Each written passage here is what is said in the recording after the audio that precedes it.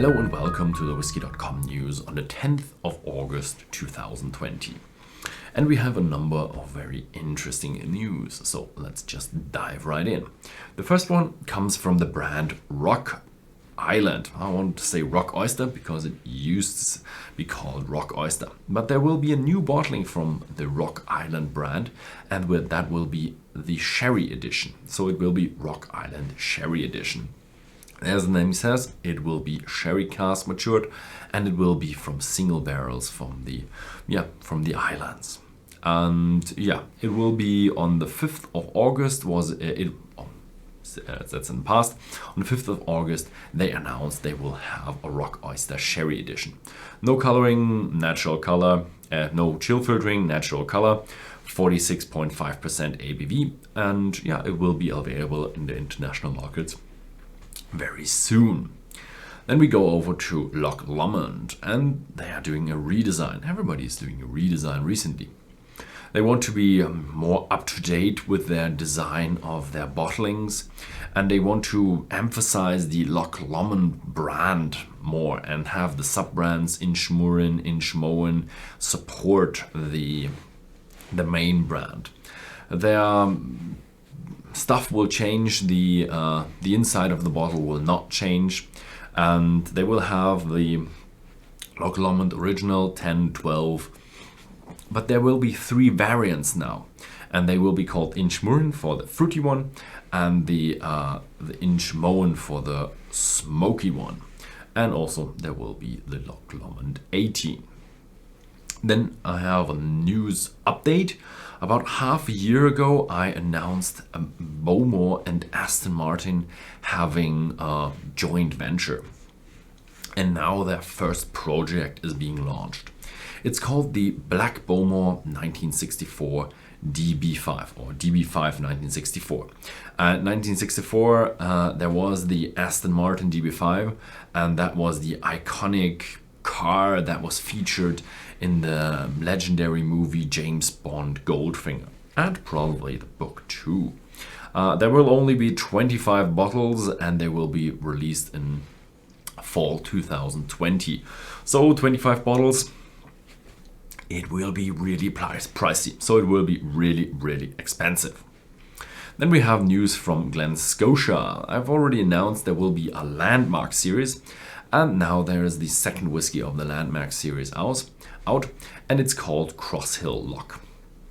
1,500 bottles, 46% ABV, everything will be individually numbered, and it will feature the Crosshill Loch, which is the water reservoir for the distilleries and for Campbelltown in general. It will be released soon over the international markets, but 1,500 bottles will be fairly limited. Then we go over to Ireland. Peaky Blinder, I've already announced this bottling series or something like that. And Halewood's Wine and Spirits have now changed their design, and they want to be more about the heritage, and they've released actual wanted photos from back in the day from the police archives onto the bottles, so it will be more connected with the real criminals that used to be known as the Peaky Blinders. Then we go over to America. We have the Elijah Craig brand in the news because they're launching a new bottling. Heaven Hill, the father company behind the brand Elijah Craig, is launching the Toasted Barrel Bourbon. Elijah Craig Toasted Barrel Bourbon. And the whiskey will be matured in fresh new American white oak. Then it will be taken out and stored in another cask made from fresh American white oak. And they will probably be toasted and charred, as Elijah Craig was the first guy to be having this charring and burning process for the maturation within whiskey barrels. It will have 49 proof, and it will be in their core range, so it will be available for an indefinitely amount of time. Then we go over to the international market. there is a new distillery. There's a new distillery every week. This one is not being built or something. They're just in the crowdfunding phase. And the whiskey distillery will be on the Färöer Island or Fair Island. It will be in the North Atlantic between Iceland, Norway and north of Great Britain.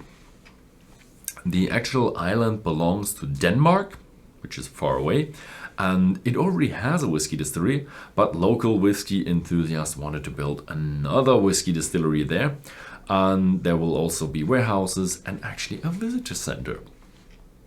Interesting, maybe a trip worth my time, but maybe it is too far out. We'll have a look. And last but not least, we have news from Germany. Yeah, the German whiskey market is also on the move because there will be a new Slyrs whiskey from the Slyrs, and it's a 12-year-old. The 12-year-old Slyrs Port Cask finish is just before launch. It's a 5-month finished whiskey in export pipes, and it is limited to 997 bottles, 43% ABV, and will be available in the mid of August. Yeah, hopefully there will be some bottles for the international markets, but with 900 bottles, maybe we will find it just in Europe or Germany mostly. So, thank you very much for watching, and see you next week.